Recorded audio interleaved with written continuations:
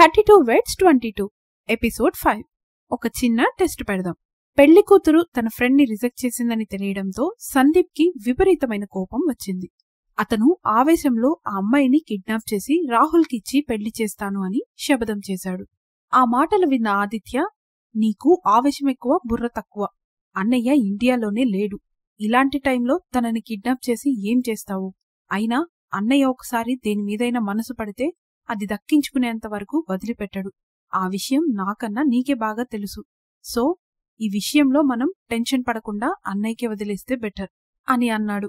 అది నిజమే కాని ఈలోపు అమ్మాయి తన లవర్ని పెళ్లి చేసుకునేస్తే అని అనుమానంగా అడిగాడు సందీప్. నీ నోట్లో నుంచి మంచి మాటలే రావా? అలాగాని జరగాలి, నిన్ను ఇంట్లోకి కూడా అడుగుపెట్టనివ్వను అని కఠినంగా అన్నాడు ఆదిత్య. అలా జరగకుండా ఉండాలంటే అమ్మాయి పైన నిఘా వేసి ఉంచు, అప్పుడు కాని మనకి ప్రశాంతత ఉండదు అని సలహా ఇచ్చాడు సందీప్. అది కరెక్టేనని అనుకున్న ఆదిత్య మనసులో ఏదో ఆలోచించుకుని నిర్ణయం తీసుకున్నాడు. మరుసటి రోజు ఉదయం అంజలి వాళ్ల ఇంటికి వెళ్ళింది ప్రియ. తనని చూసి, ఎలా ఉన్నావమ్మా? కాలేజ్ అయిపోయినప్పటి నుంచి ఇంటికి రావడం మానేశావు అని పలకరించింది సావిత్రి. చదువుకునేటప్పుడు కాలేజ్ అయిపోయిన తర్వాత ఫ్రీగా ఉంటామేమో అని అనుకున్నాను ఆంటీ, కానీ అది తప్పని చదువు అయిపోయిన మరుసటి రోజే అర్థమైంది. ఆల్రెడీ మా నాన్న నా కోసం ఒక జాబ్ చూసి ఉంచారు, అందులో జాయిన్ అయిపోయాను. ఇంటికి వచ్చేటప్పటికి బాగా అలసిపోతున్నాను ఆంటీ, అందుకే రావడం కుదరలేదు. అవును, అంజలి ఏది అని అడిగింది ప్రియ. ఏదో ఇంటర్వ్యూ ఉందంటమ్మా, అందుకోసం వెళ్ళింది అని చెప్పింది సావిత్రి. మా డాడీకి చెప్పి తన కోసం ఏదైనా ఉద్యోగం చూస్తానని చెప్పాను ఆంటీ, మళ్ళీ ఎందుకు తను ఇంటర్వ్యూకి వెళ్ళింది అని అంటూ, అది సరే కాని ఆంటీ, అంజలికి పెద్ద సంబంధం వచ్చింది కదా, అతని కంపెనీలోనే జాబ్ చూస్తే సరిపోతుంది అంది ప్రియ. ఆ మాటలకు సావిత్రి చిన్నగా నిట్టూర్చి, ఏం చెప్పమంటావమ్మా, కాలి దగ్గరికి వచ్చిన అదృష్టాన్ని మీ ఫ్రెండ్ కాళ్ళదనుకుంది. తనకి ఆ సంబంధం ఇష్టం లేదనేసరికి మేము కూడా అబ్బాయి వాళ్ళకి నో చెప్పేశాము అని బాధగా చెప్పింది. తనకంటే తెలిసి తెలియని తనం వల్ల నో చెప్పింది ఆంటీ.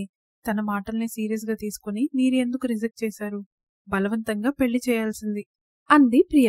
కాని తన మనసులో వేరే అబ్బాయి ఉన్నాడు కదమ్మా, అలాంటప్పుడు బలవంతంగా ఇంకో అబ్బాయితో ఎలా పెళ్లి చేయము అంది సావిత్రి.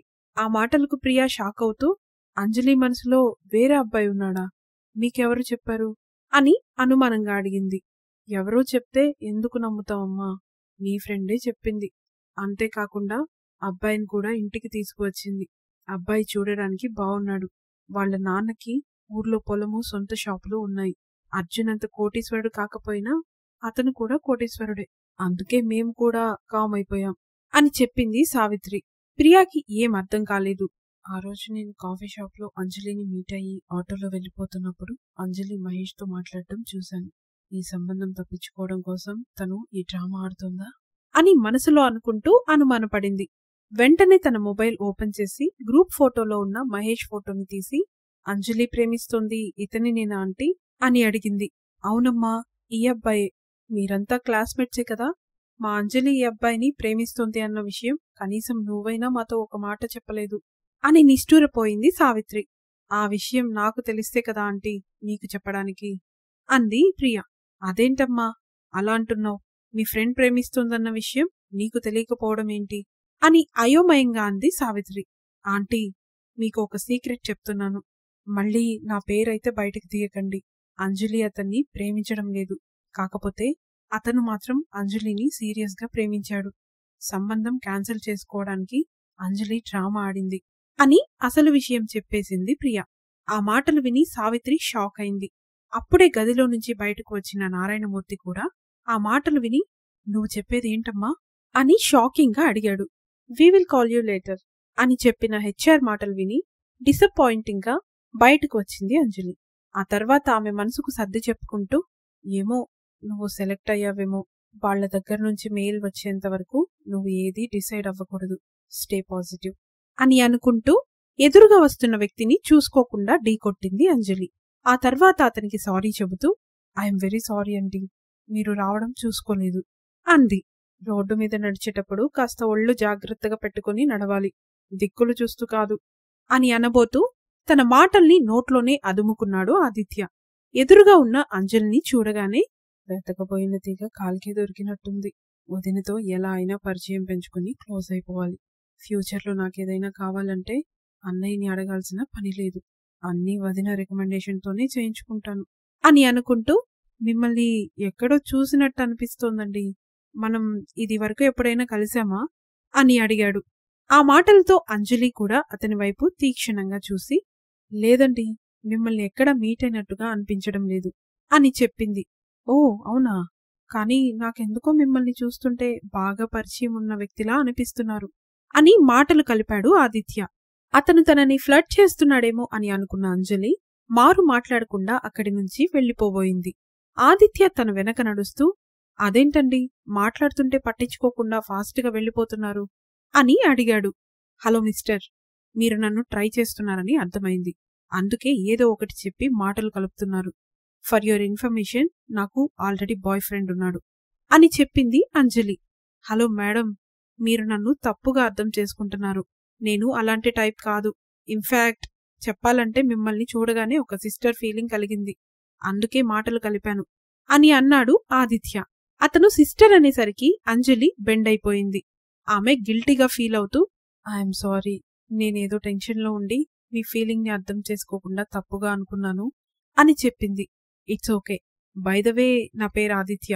మీరు నన్ను పేరు పెట్టి పిలవచ్చు, కానీ నేను మాత్రం పిలవను అని అంటూ, అవును, మీరు ఎందుకు టెన్షన్లో ఉన్నారు? లవ్లో ప్రాబ్లమా అని అడిగాడు ఆదిత్య. చాచా, అలాంటిదేమీ లేదు. వాకిన్ ఇంటర్వ్యూకి వెళ్ళాను. అందులో సెలెక్ట్ కాలేదు. అందుకనే కాస్త బాధగా ఉంది అని చెప్పింది అంజలి. ఈ జాబ్ కాకపోతే మరొకటి వస్తుందండి. దానికి ఎందుకు అంత బాధపడుతున్నారు?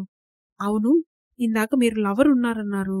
మరి లవ్ టాపిక్ తీసుకొస్తే ఫేస్ ని అదోలా పెట్టారు అని అనుమానంగా అడిగాడు ఆదిత్య. నాకు లవర్ ఎవరూ లేరు ఆదిత్య. కాకపోతే ఫ్లర్ట్ చేసే అబ్బాయిల నుంచి తప్పించుకోవడానికి ఆ మాట చెబుతూ ఉంటాను అని నిజం చెప్పింది అంజలి. అమ్మయ్యా, వదిన మనసులో ఎవరూ లేరు. ఇక మా అన్నయ్య లైన్ క్లియర్ అయిపోయింది అని హ్యాపీ ఫీల్ అవుతూ, జాబ్ కోసం ఎందుకంత టెన్షన్ పడుతున్నారు? హ్యాపీగా ఎవరినైనా డబ్బున్న వాడిని పెళ్లి చేసుకోండి. వాడే మీ ఖర్చులన్నింటినీ భరిస్తాడు అని నవ్వుతూ చెప్పాడు ఆదిత్య. ఆ మాటలు వినగానే అతని వైపు అనుమానంగా చూసింది అంజలి. టీ షాప్ దగ్గర, రే ఏంట్రా అంత హ్యాపీగా ఉన్నావు? మొన్నటిదాకా ఏమో బార్లో కూర్చొని బాటిల్స్ తాగేశావు. ఈరోజేమో సరదాగా ఒక పెగ్గు వేద్దామంటే బాటిల్ వాసనే తెలియనట్టు బిహేవ్ చేస్తూ టీ తాగుతున్నావు. ఒక్కరోజులో ఈ చేంజ్ ఏంటి అని అనుమానంగా అడిగాడు రోహిత్. అరే, నీకో విషయం తెలుసా? నన్ను తన బాయ్ ఫ్రెండ్ అని అంజలి వాళ్ళ పేరెంట్స్కి ఇంట్రడ్యూస్ చేసింది అని హ్యాపీగా చెప్పాడు మహేష్. ఆ మాటలు వినగానే రోహిత్ షాక్ అవుతూ, ఏంటి, అంజలి నిన్ను యాక్సెప్ట్ చేసిందా? మరి ఈ విషయం నాతో ఎందుకు చెప్పలేదు అని సీరియస్గా అడిగాడు. తను నన్ను యాక్సెప్ట్ చేసిందని ఎప్పుడు చెప్పాను? బాయ్ ఫ్రెండ్గా ఇంటర్వ్యూ చేసిందని చెప్పాను. రెండిటి మధ్య చాలా తేడా ఉంది అని అన్నాడు మహేష్. అబ్బా, నువ్వేం చెప్తున్నావో నాకు అర్థం కావడం లేదు. కాస్త క్లారిటీగా చెప్పు అని చిరాకుగా అన్నాడు రోహిత్.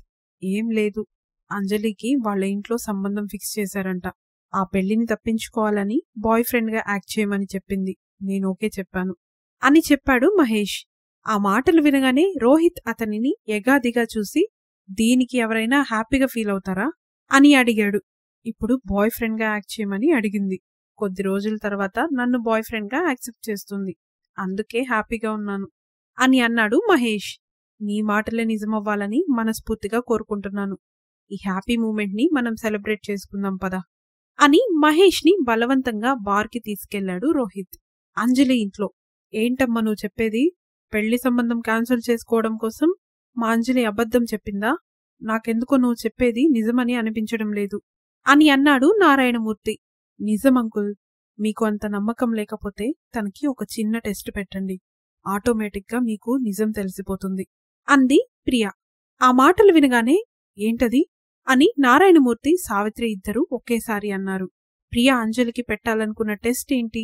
అంజలి మనసులో ఎవరూ లేరని తెలుసుకున్న ఆదిత్య ఏం చేస్తాడు? అంజలి ఎందుకు ఆదిత్యని అనుమానంగా చూసింది? పెళ్లంటేనే ఆమడ దూరం జరిగిన అర్జున్ అంజలిని పెళ్లి చేసుకోవడానికి ఎందుకు ఒప్పుకున్నాడు?